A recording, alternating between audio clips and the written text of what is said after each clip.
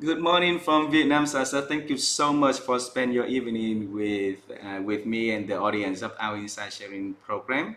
And we would love to have you on the show and share your journey with us. So thank you very much. Thank you. It's a pleasure to be here. So, like this, we would love to have you to introduce you who you are and what you've been doing to our audience. Can you do that for us, please? Absolutely. So I'll give you the shorter introduction because I'm sure we'll get into some more interesting pieces of about me and my career path as we get into things. But I am president of a company called Dynamic Achievement, which is a consulting firm here in Vancouver, Canada. With one business partner, the two of us are co-presidents. And we focus on leadership and culture development in organizations. We also offer things like sales training and customer service training, but the core of all of that is we're really interested in the culture of the organization. I would say that's become even more important in the last couple of years with the impacts of the pandemic. And so many workplaces are now changing rapidly, even though they hadn't planned to. So in many cases, even with people going remote or in some cases hybrid, our work, I think, has actually become more important than ever because the more we become physically disconnected from each other, the easier it is for culture to fall apart. So that's a lot of what we do, and at the core of all of it is really this piece of work around mindset, which I'll certainly say more about later on. But that's a big piece of what drives all of the work, and that's the piece that if that doesn't change, nothing else ends up being terribly successful. So I've worked in this field now for about 20 years. First, within organizations, in human resource departments, and in leadership development and organizational development. But I've been on my own independently now with this for about, I think it's been about 12 years now. The time is flying, and especially the last 2 years are a bit of a blur or a time warp. But what I know for sure is that no matter the industry, they can all be different and have their differences, but the issues and challenges and the opportunities with people are always the same, right? Might be slight variations, but it's always the challenges with as human beings with each other that is what keeps leaders up at night. It's what keeps employees up at night. So that's the part that I'm really interested in getting right, so that we can all have a good sleep at night, so to speak. Thank you so much for sharing that in very short version of who you are and what you've been doing. So we're gonna do the autopsy of the whole journey that you've been through all together. All right? Okay. Yes. Sasa, when you were very young, what did you dream one day when you grow up and go into the workforce? What is that you dream you're gonna become? Well, I changed my mind a lot, but and that went on like through my 20s, and I like so that wasn't even just as a kid. But I think initially, and this is kind of what's interesting. Initially, as a kid, I wanted to be a teacher. Oh, a teacher. And I think that was a very natural desire for me because my mom was a teacher. In fact, my mom did teach me in both grade 8 and in grade 10. Some of my other aunts, some of them were teachers as well. So my grandmother was a teacher. So teaching was a very natural thing in my family, at least for the women in my family anyway. So initially, that's what I wanted to do. I wanted to teach. There was a period of time where I remember also wanting to be an airline pilot because we used to travel. And I remember thinking it was so cool what they got to do, like up in that cockpit and to fly planes around the world. And anytime we were on a plane, I always wanted to go like to the cockpit and see the pilots. And that was a bit of a thing for a while. And then later on, because I was also in music and theater growing up. And so for a period of time, I also really wanted to be a performer. I did lots of music festivals and theater shows and that type of thing. And there was a period of time where I thought, oh, I really want to do this. And then there was part of me that went, but it doesn't appear like that makes a lot of money. So I'm not sure how bad I want to do it. So I did change my mind a few times, to be sure. So starting from the as want to be a teacher, then become an airline pilot, and then a performer, right?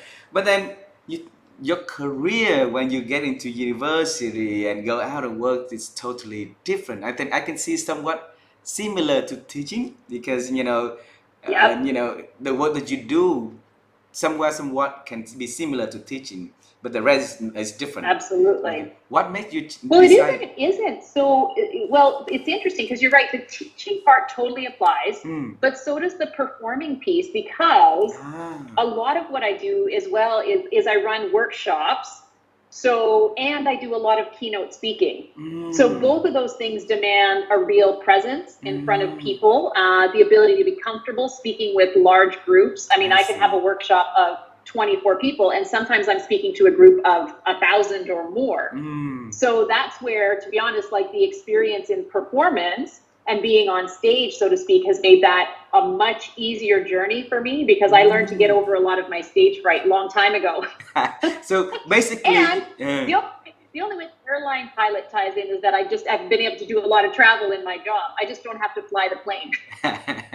I got it. I got it. So basically, you got the works that you do from the thing that you love to do when you were young anyhow. So good for you, Yeah. right? Yeah, it somehow all worked out. Just a different variation of it, but I end up teaching. Let's call it teaching adults, right, Mm. as opposed to what I might have been envisioning as a kid. But it's all really worked out. Mm. I want to bring you back to your school year because at that period normally we have so many things that we can choose to become. You can choose to become expert in finance, banking, in any area. But then you chose to study something that in the space for human resource and helping leadership development and things like that. Why did you choose to learn that? To choose that path though. Well, that was my choice for my graduate studies. My Mm. undergrad, my original university degree is actually in music and theater. Ah. And that's partly because when I finished high school, I was in that stage of, I think I want to be a performer. Mm. And I really didn't know what else to do at that point. So I did end up doing my first university degree in music and in drama, so in theater performance. I played classical guitar and Yeah. electric bass. So I played classical music and jazz music. And at first I thought, well, this is what I want to do. And I worked as a music teacher. But in classical and jazz, again, is a tough. I would say, I mean, I love the music and I love playing and performing. And it was not an easy field, for example, to have a lot of students in, to certainly, make at that point a living in. And I could have maybe gone into it further, but I made a choice not to. Mm. And at the same time, and here's where the story kind of diverges a bit, coming out of university, the first job I got was a summer job working as a tour guide Ah. in Ottawa, in Canada's capital city, in our Mm. government buildings, Mm. what we call Parliament Hill. And I loved that job, again, because as a tour guide, it appealed to the performer in me. I had large groups of 50 people at a time that we'd take through the government buildings and talk about the history of the building, the history of our country, all that sort of thing. And so I decided to stay. And I stayed after that summer. I kept working there, and then I continued to get promoted. First as a team leader, and then I was handling training and the recruiting and hiring of people. And then eventually the manager job opened up, and I applied for it and became manager of visitor services. So for our tour operations, for Mm. tourists coming to the buildings. And that was my first experience being a manager leading people. Ah. And then I found out how much I did not know. Like most managers, right? You Mm. suddenly you're good at one job, so you get promoted into management, and then you realize I don't know anything about management and leadership. At Mm. least that was the case for me, and so I got really curious about what does it take to be a really good leader? Because I think I did okay, but I was definitely making some mistakes, and there were things I just didn't know about Mm. how to manage people, especially when there were challenges or problems, that kind of thing. And so then I decided to go back to university, and I really wanted to study leadership development. Mm. So that's actually where that shift happened. It was as a result of that summer job that turned into a Mm. much longer job, and moving into that management position. Wow. So everything started from the curiosity of learning how to become a better manager, better leader, and then you took the course Hmm. to in leadership management and Yeah. excel your career into that space. And I read a very sensitive post that you share, and it's sensitive Hmm. about the loss of your father during that time Yes. also, and Correct.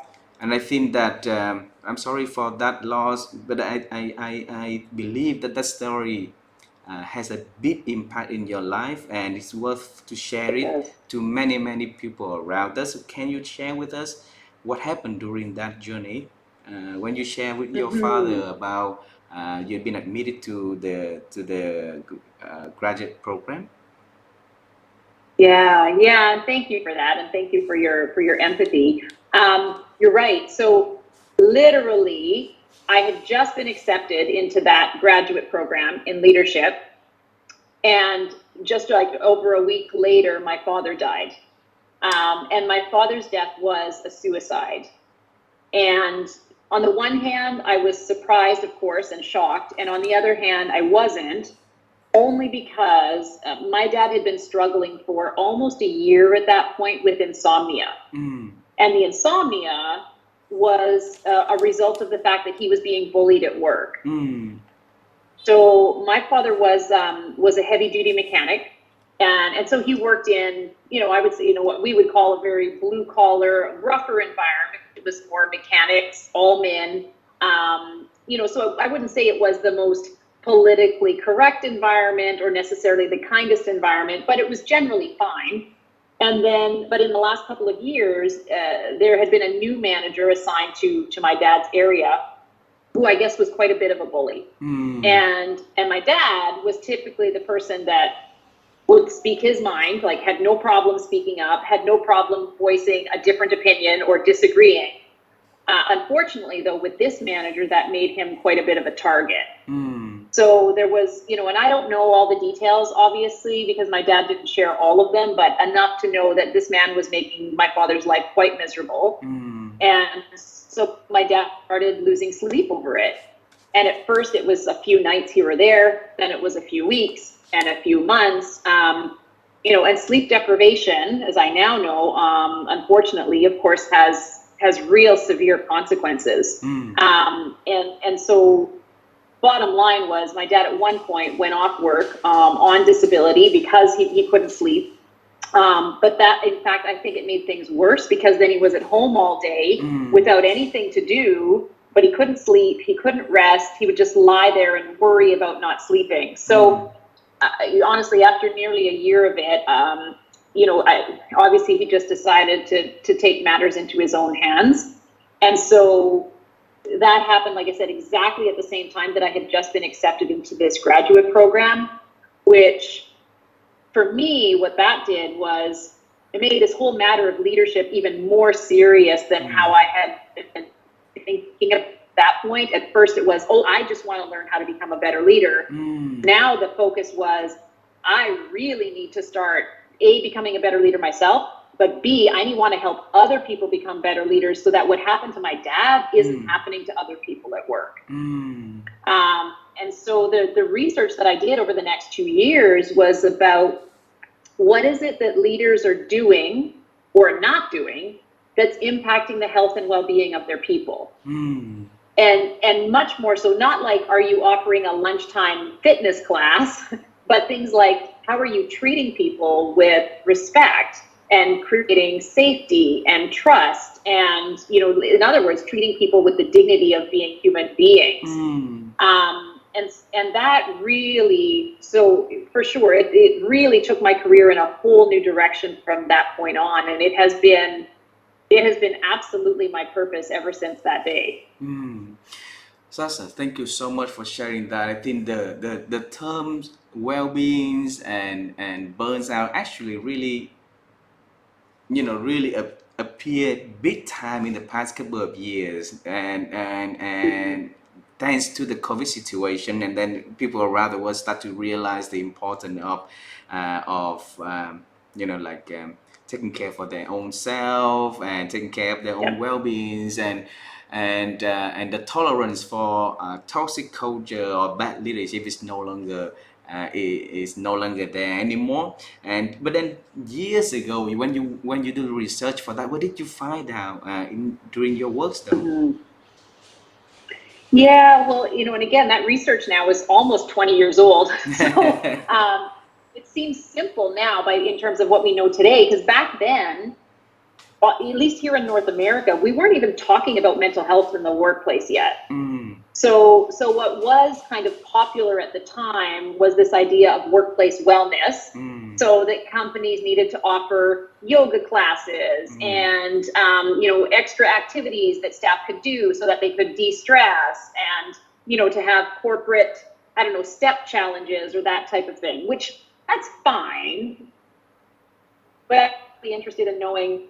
It's great if you go to a yoga class at lunchtime, but what's mm, happening in all the hours you're actually working? mm, And so what I found was that there were four key things that had severe impact on whether people enjoyed their work or not, mm, and therefore their own mental health about it. One was their sense of safety, mm, and that was very tied into, of course, like, how safe do I feel with my manager in particular, but mm, also with the team who I work with. mm, And that's very connected to my sense of trust in people. Do I mm, trust, for example, that my boss will have my back? Even if I make a mistake, are they going to help me learn from it, or am I going to get punished for it? It was also about being treated with respect. mm, And then again, as a key, are you treating me with the dignity of a human being? Are you treating me in a respectful way? mm, Or are you being really harsh with me or browbeating me? Or is there some type of, aggressiveness or even passive aggressiveness, which is mm. also very destructive? So that was really key. And the other one was a sense of fairness, Fairness. as that really showed up for people of, and I mean, we have that a lot as human beings, right? We're constantly comparing what I think is fair about what that person's getting versus what I'm getting. But fairness in this context was also really important, because if people felt, for example, I'm always being treated badly by the manager, but I see the manager treating that person well, the challenge is most people start thinking there must be something wrong with me. Mm, okay. You So take so it those were personal. really some core elements. Mm, I got it. Thank you so much. Um, I would want to ask this question because as human beings, we normally go to work and then want to contribute something great to the people around us, right? And Mhm. I come to work. I want to do my best so that I can help the organization grow. I can help the people around me to grow. But then for some reason, why is that some culture becomes toxic and other culture is not? Can you share that to us so that Yeah. we can identify those toxic culture and then we can have to make changes, or at least we change our work so that we're not gonna be in those culture anymore. Yeah. Mm. Yeah. I mean, if I had the easy answers for all of that, this problem would be solved. But Mm. toxic cultures, it's complex, because there are quite a few contributing factors, Mm. and even within one organization, you can have a lot of areas of the organization where things are functioning really well, and Mm. you might just have one toxic department or one toxic team. Mm. So, and in other cases, the whole organization is toxic. So it really depends, first and foremost, on the scale of where it's happening. Mm. But it comes down to, like, certainly the personalities involved. And the Mm. number one personality that matters is the boss or the leader, somebody with positional power. Mm. But that being said, you can still have like a toxic team or a toxic group. The manager might be fine, so to speak, but if you have toxic players within that team, you're still going to end up with a toxic environment. So problem number one is the personalities involved and the behavior showing up. And then, of course, the other big key in that is, how much is it being tolerated? Mm.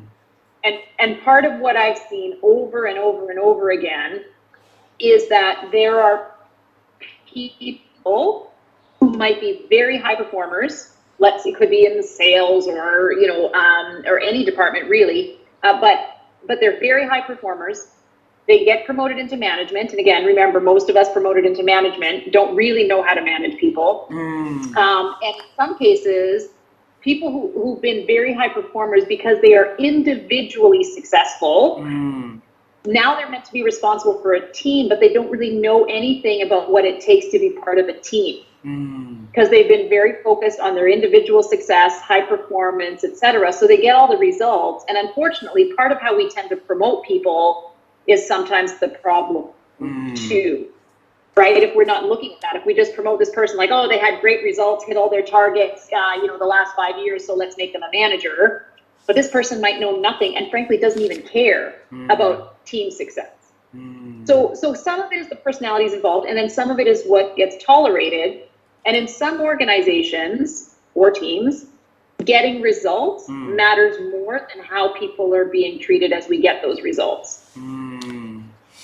So that in itself is one of the big problems, is when there's too much of a focus on results and not enough focus on, but what's the quality of the relationships we're creating to help get those results. And then so how from individual personality or a work tolerations create that bad and toxic culture? Because for organization we always have measurements that HR always look at, right? Like turnover, like exit interview, and then there's a lot of ways for us to get feedback. And then somehow, somewhere, somewhat toxic culture exists. To me, is because of those results, those numbers, those figures was not really diving to understand, from an organization perspective, right? And that make the culture got toxicated. And am I correct in that assumption though? I think so. Again, because there's so many factors that play into it, and and that absolutely shows up as well. And sometimes the other challenge in how things become toxic is people are too scared to speak up, right? Especially if the really toxic person or the bully manager, people are very frightened to speak up, and in some cases they've been threatened by a manager about speaking up. I've seen cases where some managers were so good at seeming like lovely people to their bosses, but in fact were quite toxic or bullies to the people that they supervised. But sometimes you get whether they're like full on narcissists or whatever, but regardless, these are people who are very skilled at playing a game to look a certain way to their superiors, but then they treat their, direct reports very differently. And when people are scared to speak up, there's no way we don't know, right? Until people start to speak up. The other problem, of course, is even for those that do speak up, do they get heard and are they believed? Because that also happens in organizations. Some people do go and speak up, try to report the behavior that's happening, the dysfunction. It could be as serious as harassment, bullying, but even severe dysfunction, and they're basically just ignored. So there can be pockets of problem. There's often systemic problems throughout the organization that have let a team or a department or even the whole company get to this point. Because most companies, like most teams, don't start out that way. But if those behaviors are not corrected early, tolerated, then usually they just get worse.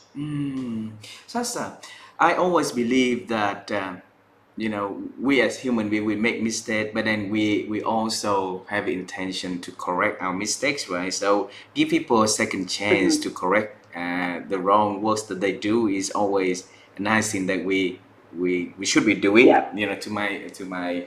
To my belief. And so if I was a leader, okay, and somehow, somewhere, somewhat, I happen to let my organization become a toxic culture, and if I want to revive it, I want to change it. How is the change process take place in your experience? Can you share with us? Yeah, for sure. So some of it, again, it'll depend on the people involved. And if as a leader, if you really want to change it, out of first key, because if the leader is part of the problem or the leader doesn't want to change it, it's not going to change. But let's just assume, for argument's sake, like you said, you're the leader, but there's a lot of dysfunction or even toxic behaviors happening in your team. So some of the ways to change it are, first and foremost, like my typical process is I'll interview all members of the team to get all the perspectives out and different people's experience, because everyone will have their own perspective or truth about what's happening. And then I'm looking for what are the themes and the patterns of how these people behave with each other. Then I would come back to you as the leader and say, here's what I see. How does this match up with what you've been seeing, what you've been experiencing with this team?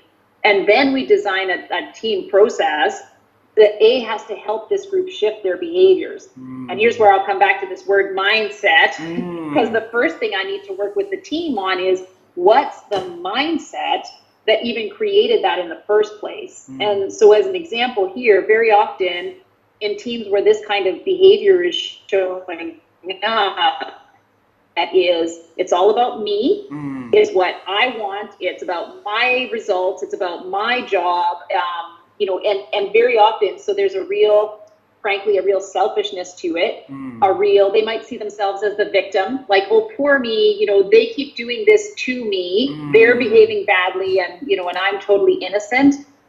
We are unfortunately very good as human beings at making the other people the problem and not seeing how we're part of the problem. But so that kind of mindset will show up, defensiveness, arrogance, all that kind of thing. And so I work with all of the team members around how do we really shift and open that mindset to help them understand the patterns of how they've been interacting. Because the key thing about our relationships is every relationship is a pattern. And people always think, oh, you have to change the person, which sometimes might be true. You have to change the personality, but more often you actually have to change the patterns of how we interact with each other. So, and if you can change that and get the team focused on what's a healthy way for you to interact, and how do you come from the mindset of, I want to work with these other team members because together we'll actually be much more successful. I think responsibility for how I'm behaving, don't just blame others. So there's a lot of pieces that go into it. I'm not saying it's an easy change, but it is a possible change. And if the team members are willing to do the work, then they can absolutely shift. If they're not willing to do, then I would come to you as the leader and I would say, you might want to make a different decision about that individual on your team. Because all it takes is one person who's not willing to change, and that'll hold the whole team back. Wow. So it has to have a commitment on the top level first, and then the layout, the plan Absolutely. to make the change in the whole landscape, right? Yeah. And then you've been also devoting a lot of time on mindset and shaping people's mindset to a better mindset, right?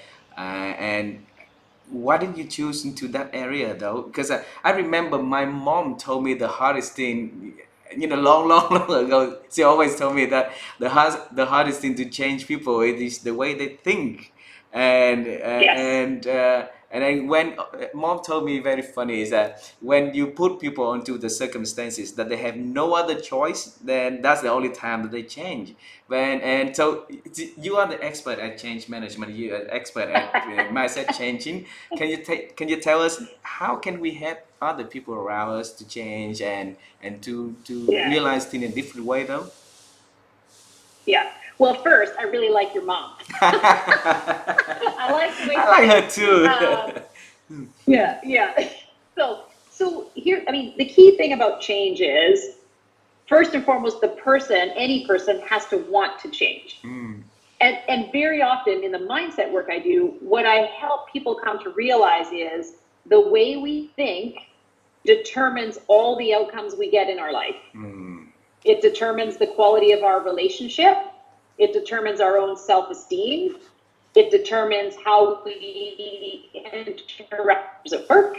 It determines how we perform. Like, everything about how we think determines our outcomes. The problem, again, is that human beings, we have this real tendency to want to make the outside stuff that's happening from us, or the stuff that's happening outside of us, we make that the thing. Like, oh, this caused it. This is what's causing me to get bad results. Or this person I'm with is the one that's causing the poor relationship. And when we do that, of course we get bad results because we're not even taking responsibility for it. That's problem number one. So when we learn that we are 100% responsible for all of our outcomes, including how we think, and then when you can start to show people, like, if you just thought this instead of that, as an example, look at what becomes possible. So even as an example, like, let's just say in a relationship, right, between two people, again, if my thinking before has been that person is the problem, I'm probably going to continue to have a negative relationship with that person. But if my thinking shifts to, what am I doing that's causing this relationship to not work the way I want it to, and what could I do differently? You'd probably start to see some changes and improvements in that relationship. How do we make that shift in asking that question, though?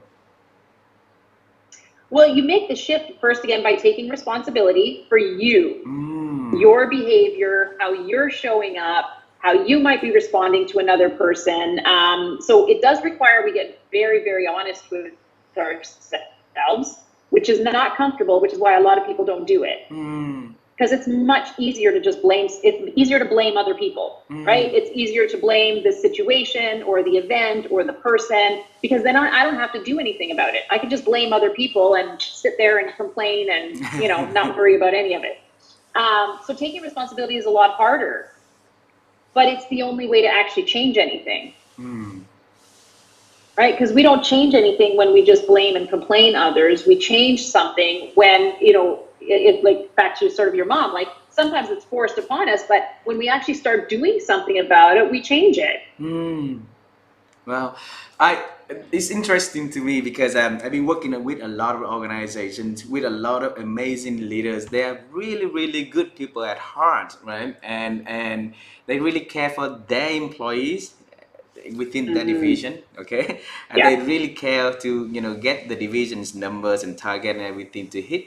But then they've been working on that silo for so long, and even because they're so successfully in their department achievement and things like that. So, but they forgot to see the whole organization as the bigger picture. So when we talk to the leaders for organizations, basically that has been a pain for the leaders for a very long time, because they try to break those silos, and then one person say, hey, like you share, they take responsibility just for a period of time, and then they fall back onto their own behavior of the past, then starting to blame, hey, I did my best already, but finance did not do that, marketing did not do that, why do I need to change alone? So how can we create that harmonizations to make sure that, hey, keep showing the interest in changing, keep changing yourself first, and then to be a change agent, and then the rest of the people start to see and change, though. How can we make people get into that mindset? Yeah, you're touching on something else about us as humans that's really fascinating to me, and we all experience it. But the mind loves to create, and this is the ego, really, the part of the mind. It loves to create us versus them. Us versus them. And right, which is what we see in organizations all the time. It could be our team versus that team, or our department against that department. I mean, it's constantly that. And even in COVID, in these last 2 years of the pandemic, I don't know what it was like in Vietnam, but here in Canada, when COVID first hit in the spring of 2020, and actually even I remember around the world, like it was like the world kind of united against this virus, because it was us versus the virus. And we had, like, here in Canada, every evening at 7:00, people would go out on their doorsteps, and we were banging pots and pans to celebrate the healthcare workers. And, it was just this, I remember the first month of the pandemic being, in many cases, this incredible community experience. And then, of course, the pandemic went on. People start getting a little tired of, all the stuff that's happening. And the us versus them started showing up in, well, I don't want to wear a mask, but I'm pro-mask, I'm anti-mask. Then it showed up with, I'm pro-vaccine, I'm anti-vaccine. And pretty soon we had all this, I mean, again, here in North America, we've had some really big, challenges in society with people against each other and all these and all kinds of stuff. So, it's, and I know that's been happening in many cases around the world too, but that's exactly what happens in the mind is the mind creates separation. And unfortunately, it's one of the things that will undo us because we don't gain anything out of that. And so back to your question about the organization, part of that comes back to building the relationships between departments. So, for example, when I work with an organization and in their leadership and their culture programs, one of the things we do is we place people in learning cohort. So smaller groups of people, even say 6 to 8 people, and we make sure that they all come from different departments. So, and these are groups that meet in between the training sessions and that sort of thing, and they work with each other to support each other in their leadership journey, but it's not the people you typically work with. So not just the people from your department or your team. If I'm in sales, for example, I'm with that finance manager, and I'm with someone from manufacturing, and I'm with someone from procurement or whatever it is. So you have all these people who are now really getting to know each other, and suddenly you're not the enemy anymore. I see. Right? And so and within organizations, I'll help consult with them of how do you even create that internally? What are if you need to have the whole organization functioning as one big team, then you have to create patterns of how they interact that also support that and will foster that. Wow. Right? And most organizations don't do that. They run department by department by department, and they don't really integrate very well, but they expect them all to work together. So how the structure of an organization also matters a lot. Back to your question of what informs culture, and whether it's toxic or not, the structure of an organization will also have a lot of impact on that. And it definitely has impact in terms of, are we building relationships across the organization, or are we only building relationships in our silos? I happened to talk to Professor David Ulrich, and he's oh yes, yes, he was one of the speakers joining my show and share his thought on why the culture has been corrupted everywhere, no collapsed everywhere, and he said that the big part of that to him, he believes, is the trust level has been going down a lot lately since the past 30 years.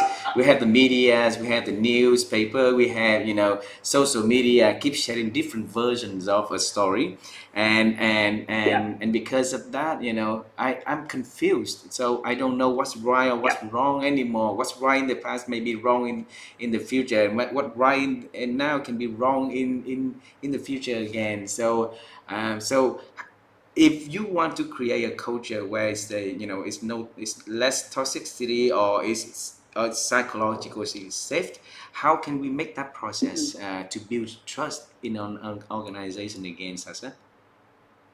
Which it is, it's the question. I totally agree. Trust building it is really important. It has been on the decline.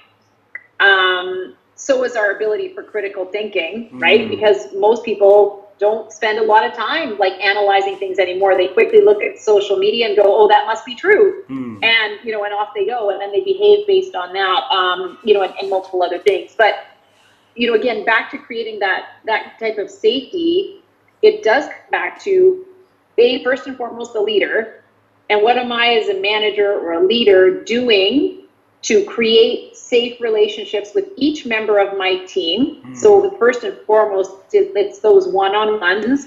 And am I having real conversations with my staff as human beings, or am I only ever talking to them about their work, their results, their targets, or do I even care about them as a human being? Right, that matters.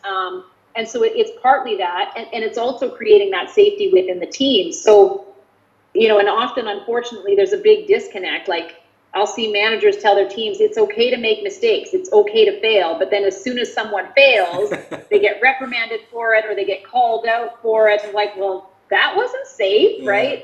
And that unfortunately is even worse, because now not only do I think I'm not safe, but I can't trust what you tell me. So first and foremost, managers have to, get really clear on what safety means. And often I have to describe for people what psychological safety means.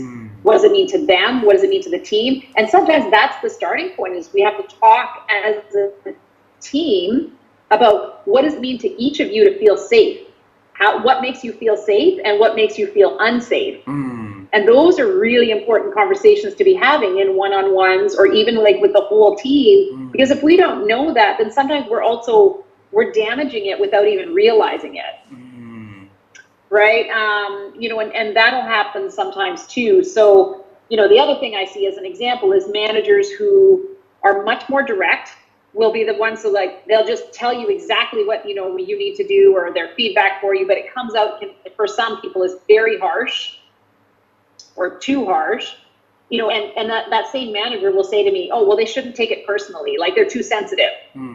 Well, no, your job as a leader is to communicate to your audience.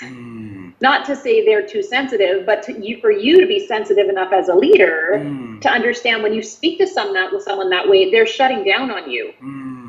So again, back to your thinking determines your results. If my thinking is, well, that person's too sensitive and they can't handle the feedback I have for them. Well, the problem is you're not actually getting the change you want out of that individual. I see. Because they've now shut down. They now don't feel safe. They don't like you. They're not going to perform. They're going to disengage. And the leader's blaming it on the employee, but the truth is the employee needs a different type of leadership. I got it. Right? So this is how all these things show up, right? And, and so leaders need to get really, really clear on that, and very clear on the impact they're having on people. And that can be challenging for leaders, especially because most leaders don't have a clue.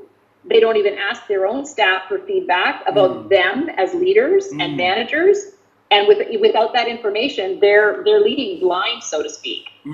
And so that's one of the other big things I work with leaders on is, are you getting feedback from your people? And do they even feel safe enough to tell you? Or do they just say, oh, no, you're fine, everything's great? And I'd be cautious about that kind of feedback.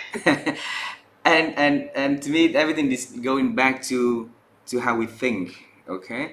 And Vivian and I are having a mission that we are learning and sharing how amazing people are thinking, because our belief is that the level of thinking that we are having right now is actually declining. It's not increasing, but it's declining.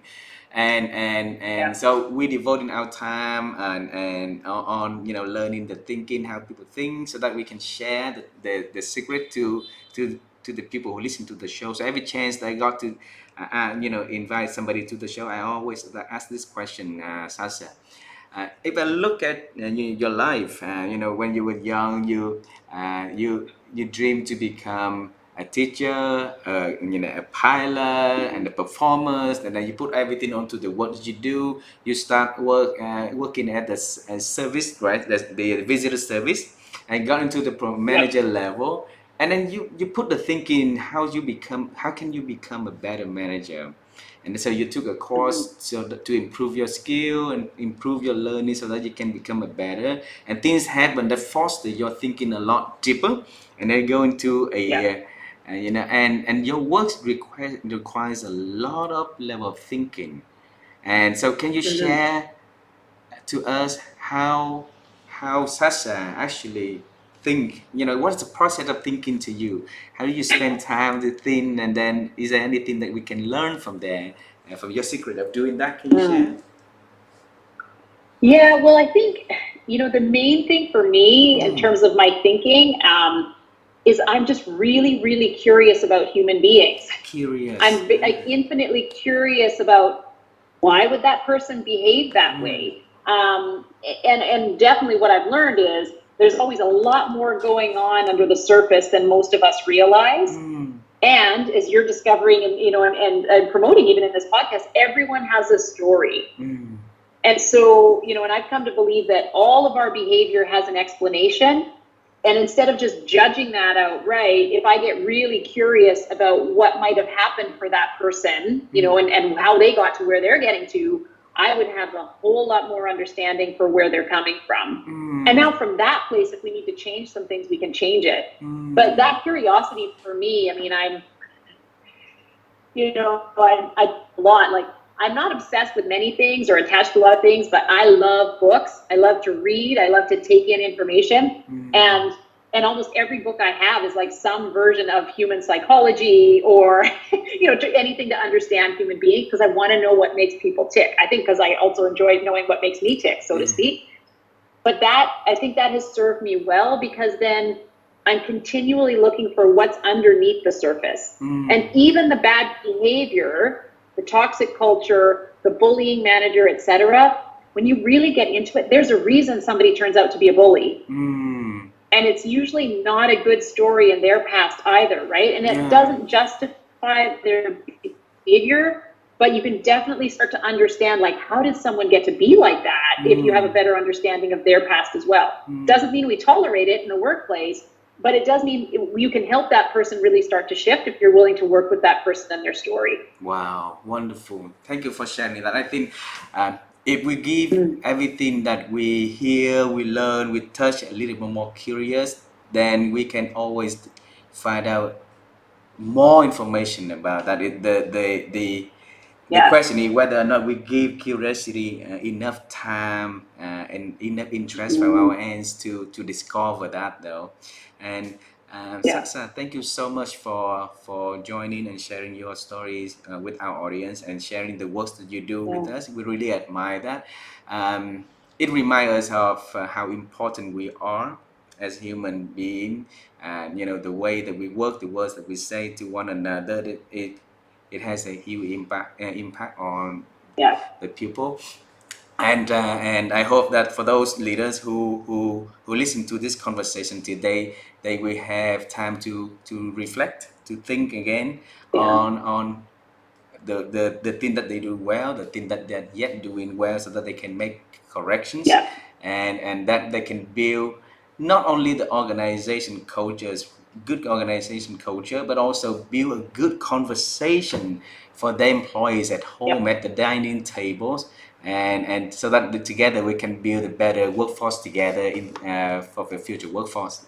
All right. So Sasha, Yeah. thank you so Yeah. much. I would love that. Keep doing that. And the last question I would ask you is I promised to my speaking coach around is to ask a bizarre question to every Sure. speaker that I had a chance to talk to. Okay, so Sasa, is there anything exciting that you are working now that you want to share with us? So. Mm. There is actually. Well, the first exciting thing is that I'm going to Disneyland. So that's not work, but Where Disneyland it in is where? exciting. In Yeah, Florida or at the what? end of this month. Yeah, in California, we'll go to Disneyland Okay. because my daughter just turned 8, and that was her birthday present. Was a trip to Disneyland. So we will Wow. be doing that as a family, which will be our first trip since the start of the pandemic. But from a work perspective, the exciting thing that's happening right now is this mindset work I was telling you a bit about. I'm actually writing a book about it. So that's my labor of love this year. I don't know when yet that's going to come out, but it's in process because it's to me Mm. it's important enough that it really needs to be shared wider than what I've been able to do with just in person or in workshops with leaders and with employees. So it's something I want to share much wider publicly. So that's coming. I'll let you know when it actually hits the stands. Wow. So happy early birthday to your daughter, and then hope your family will enjoy the trip to Disneyland. And we are excited to know more about the books that you're about to write. So anything that we can be helpful as to support for that one, to let us know.